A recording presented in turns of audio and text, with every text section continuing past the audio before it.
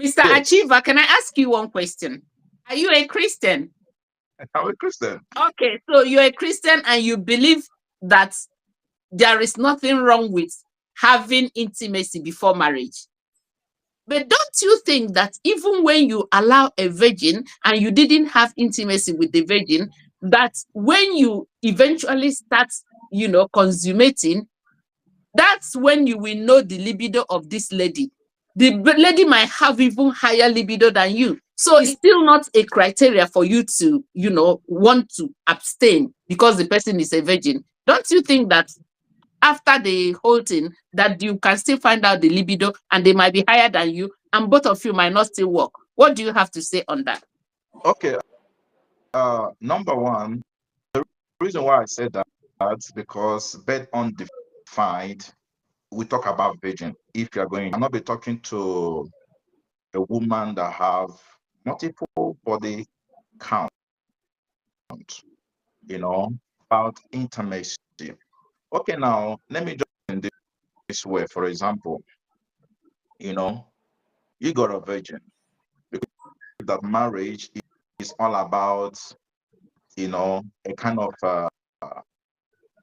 being benevolent with one another. If you appear to have the way the libido is very high whatsoever, someone that understands you can bear, because marriage is all about for one another, like compromising or that kind of a thing. Living on today, a lot of things is happening because let's face reality. Okay, because for me, I should decide not to, have intimacy. We and then we entered into, marriage. It's going to be a very living in a world today that a lot of things, you know, live in pretense. People can pretend a lot. Not careful, you are going to carry back a problem into your marriage. So then you have to know what you're getting into, because marriage is not something you do by. I'm telling you, you have to know what you want. You need to know what you want, because what matters is your happiness, your joy. Yes, you have. That's the most important thing, because you do religion and then you go and make a lot of mistake. And when you get there, you will do more error because of what you never check properly, because you want to be religious or that kind of a thing. So it's better for you to know what you are getting, because I somewhat believe that some more spiritual problem more than has that can still destroy marriage. So the most important thing is understanding and knowing they are getting in there. I'm telling you. So that's one thing that. Okay, Okay. Yes. thank you. Mr. Yes. Achiever, can I ask you one question? Are you a Christian? I'm a Christian. Okay, so you're a Christian and you believe that there is nothing wrong with having intimacy before marriage. Friend, because this man was a person who is a consecrated person, and when he want to get married, I'm not going to do anything. Okay, that is the true foundation. Okay, we don't go that path. And this lady said that she have not done it, stuff like that. She's okay, all that kind of a thing. He said, "Okay, there's no problem." He believed the sister, the wife, to, and they went ahead, got married. Now, on the night, on the honeymoon, it was a war. It was oversight because they never did it. They get into the marriage, and the marriage started from their home, start fighting, because something that people don't really understand: love making in a marriage sparks a lot of things up in a marriage, gives happiness, and when you're not having it properly, so imagine this, my friend, who is a pastor. Think, okay, I have a woman, and then the day they get to test it, it was not good, and that spoiled the whole mood. From you, it's not a movie; it's a life story, song that I know. So from there, I understand that it's a time for people to face reality. I am asking you question on behalf of people that are watching us. So I'm asking you question on behalf of them. Okay, right now, Okay. so where does going to heaven stand? Because according to this, one of the commandments is that you shouldn't fornicate. So where does that commandment stand in your life as a Christian? Or do you not want to go to heaven? Can you answer that? Well, I want to go to heaven, but there's a place in the Bible that says, After it's not dividing him the that dead. runneth, neither him that willeth. You know, God that shows mercy. I will not say because I want to go to heaven in the name of trying to, maintain some certain standard and everything. Do you know that so many people, they are suffering? Pick something that you said. Now you say it's not he who Okay. runneth or willeth, but to him whom the Lord shows mercy. So that is where you anchor your own, which is very, very okay. So now let's come back to Sophia. So, Sophia, you are sitting as a Christian there. What do you have to reply to Mr. Achiever as a Christian that he is, and he still believes that you can still have intimacy before marriage? What do you have to do? You think that he's going to go to hell or something? Can you explain that? Mr. Chima, you are running this your heavenly race. I think it will be few ones because there is no, we do not need to compromise. Not at all. We do not need to compromise our faith because of anything, no matter the reason. Do you know I have seen a lot of situations where this one is a true life story also. When I was in school, there was this girl, she was with this man. And then they were having intimacy and all that. But this man hits her, does a lot of things. And then we tell her, what are you still doing with him? What? Come out from this relationship. And you know what she keeps on telling us?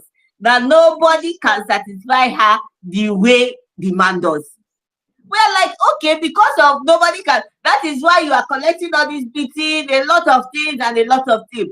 We kept on telling her, this guy will give her one eye. You know, that is already a lot of red flag. But her reason is just, and why is this reason? Because there was already an intimacy before, as in they got married. I disagree with that. Do you know why I disagree? Just hold your thoughts. Do you know why I disagree with that? Because there are married people that collect more beatings and they are still in that, they don't want to go out. Sometimes it's not just because of whatever that is happening, but there are some people that this is our own reason. This is a true life story. It's a one-off. It's not a one-off. It's happening every day. She said this is the only reason she gave. She said this is the reason, just because of that satisfaction, that pleasure that she's collecting from him. That is the only reason why she doesn't want to end the relationship. Because there are other men that were coming and all that. She said no, that it is this one that she wants. Let us talk about sexual transmitted disease. What of if you say because you want to test ogbono, you want to test egusi, from testing egusi and testing ogbono, and then you get hooked with HIV or any other transmitted disease, what will you say? What about raincoat? What about raincoat? No, what if you say you like it raw, you don't want raincoat, that you want it raw. This is how you go and get infected. I know someone, this guy. Then you go for medical checkup.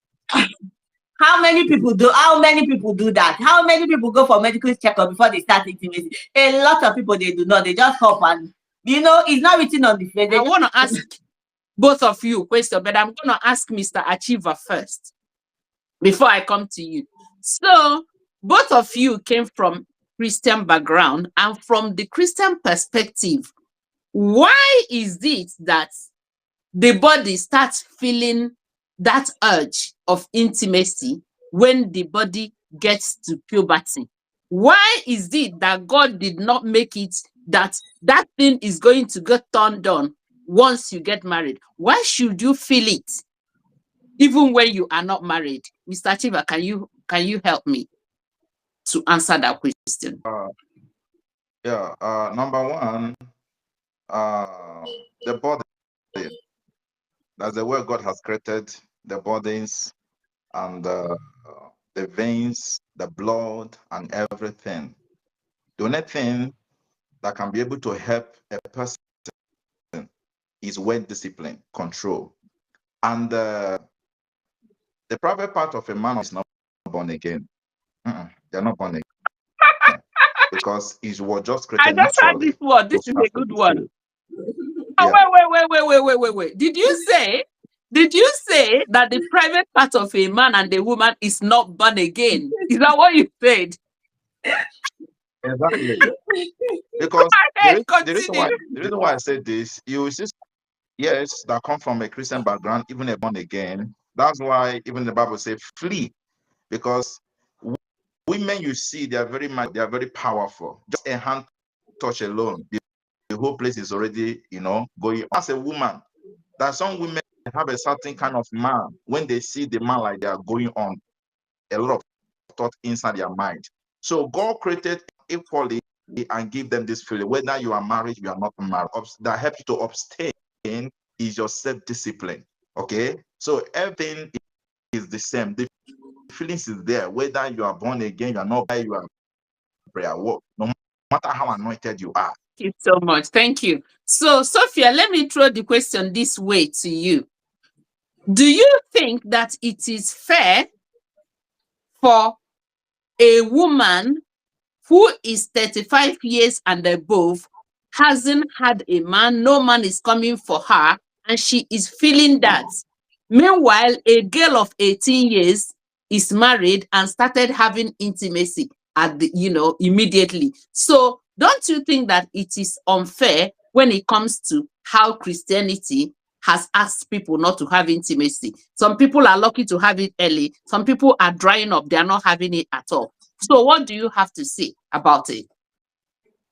Okay, what I have to say is that for Christianity to put it that way, it has its disadvantages. But yet, we cannot force people to do it. It's not by force. It's a choice. It's left for you to choose it, to do it, or not to choose it. So you keeping yourself, you are going to be on advantage. You are going to spare yourself making irrational decisions, from taking irrational decisions. You are going to spare yourself the hurt of getting sexually transmitted disease. You are going to spare yourself a lot of things. So it's up to you to know what you want to spare yourself. But if you decide to have it, that's why I said it is a choice. It is a choice. Okay. Life and death, it is a choice. So if you decide to pick death, that's your choice. If you decide to pick life by keeping yourself, it's also a choice. Thank you so very much. You know what? I don't think we've exhausted this. We're going to come back to this topic, because if we deal with this topic, I think eternity, we will not even finish it. But we still have to come back to this topic. So I want you, Mr. Achiever, to just in 1 second, just give your closing remark. Okay, guys, thank you for being with us. Kindly like and share and comment. Also, session, tell us what you think about this topic. We'll be happy to hear from you. And we are coming more with more topic, and especially on this one, so that we can finalize and know where we are going. Okay, thank you. Next time. Okay. Bravo. Thank you. Thank you. Okay, Sophia, your closing remark, please.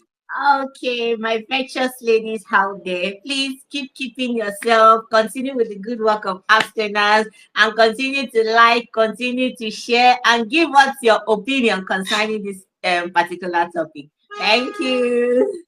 Thank you so much, both of you. Oh my goodness. I think I will have to have both of you in the studio one day, so that let me know whether you will have a feast when you when you are arguing your case.